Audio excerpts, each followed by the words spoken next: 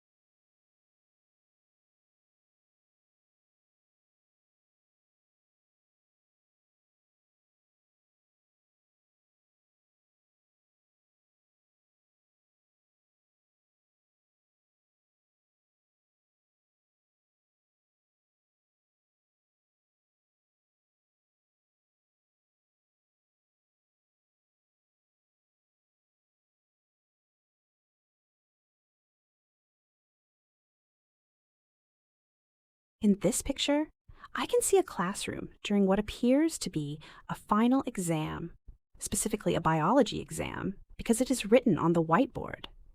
The atmosphere looks very quiet and tense. In the foreground, there is a male student who seems extremely stressed.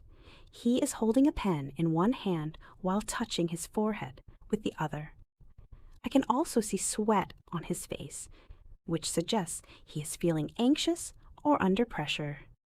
Looking around the classroom, the other students show different reactions. One student seems calm and focused, writing steadily. However, the man in the green t-shirt also looks unsure, as he has his right hand in his hair, as if he is confused or thinking hard about an answer. At the front, the teacher is standing with a clipboard, watching the students carefully. Overall, the scene shows a stressful exam environment where some students are coping well, while others are clearly struggling.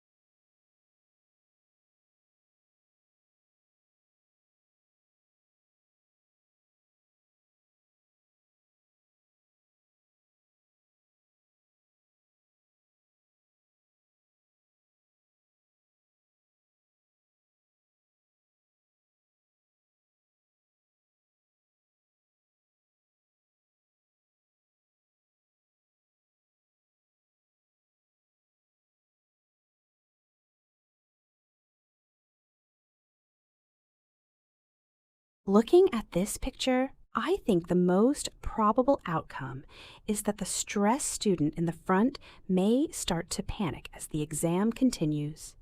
He already looks overwhelmed with sweat on his face and crumpled papers on his desk.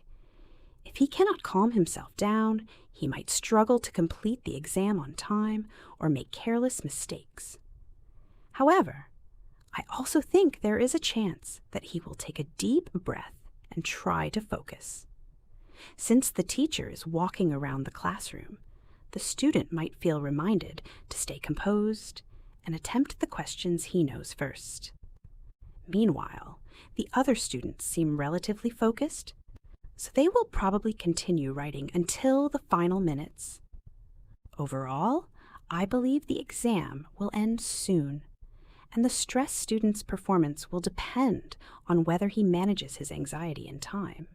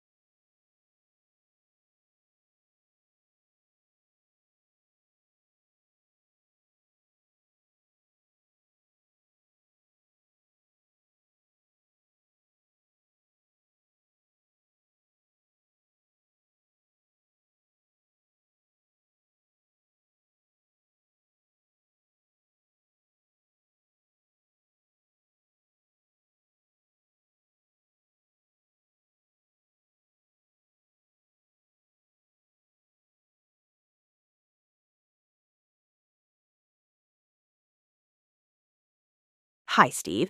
I understand why you prefer group coaching. It's interactive, you can exchange ideas, and it's definitely more affordable.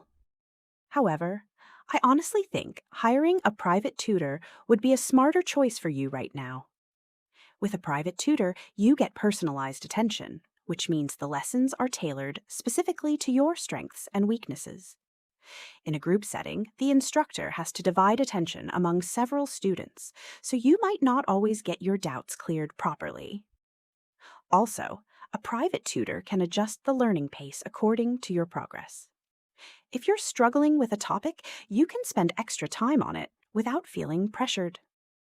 Another big advantage is immediate feedback. A tutor can correct your mistakes on the spot. Finally, the schedule is flexible, so it can easily fit around your routine. For these reasons, I truly believe a private tutor would help you improve faster and more efficiently.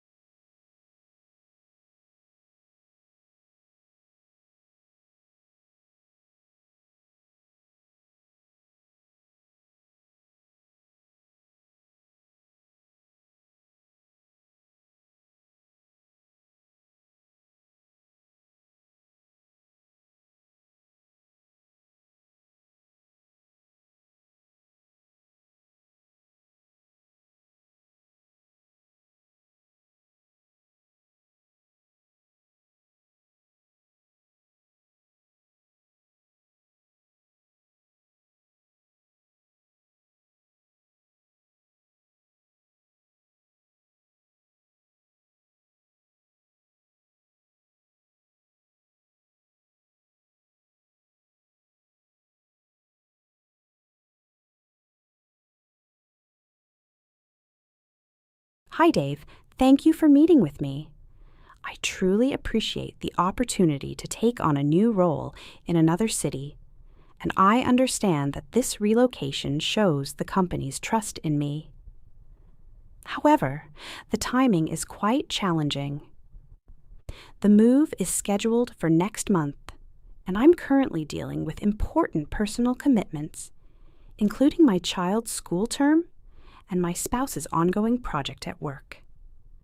If possible, I would like to discuss alternatives, such as postponing the relocation by a few months or starting the role remotely until I can manage the transition properly.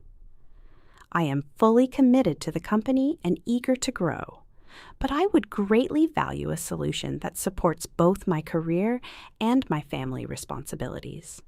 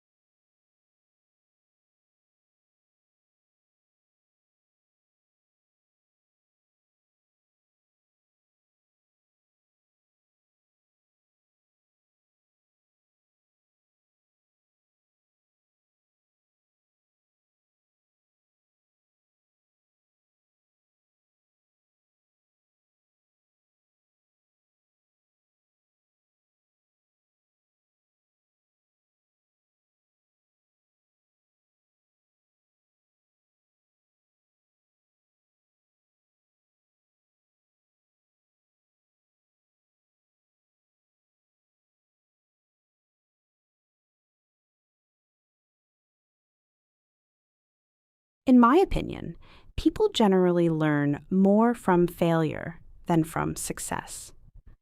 While success definitely boosts confidence and shows that our strategies are effective, failure forces us to reflect deeply on what went wrong and how we can improve. When everything goes well, we rarely question our methods. However, when we fail, we are naturally pushed to analyze our mistakes, adjust our approach, and develop new skills. For example, if a student fails an exam, they are likely to review their study habits, identify weak areas, and create a better plan for the next test. That process of reflection builds resilience and problem-solving ability. In contrast, if they pass easily, they may not feel motivated to improve further. Additionally, failure teaches emotional strength. It helps people become more patient, adaptable, and persistent. These qualities are essential for long-term success in both personal and professional life. That being said, success also has value because it reinforces positive behavior. However, I believe failure provides deeper and more lasting lessons as long as the person is willing to learn from the experience.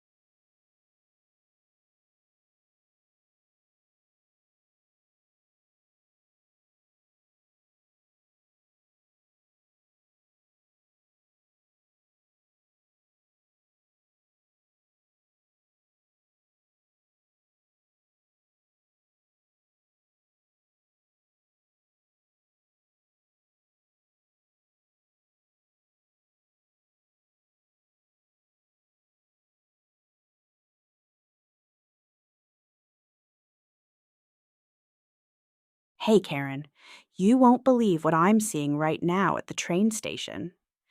Instead of regular metal benches in the waiting area, they've installed these futuristic sleeping pods. They're oval-shaped, softly glowing with blue lights, and arranged neatly in rows right in the middle of the station.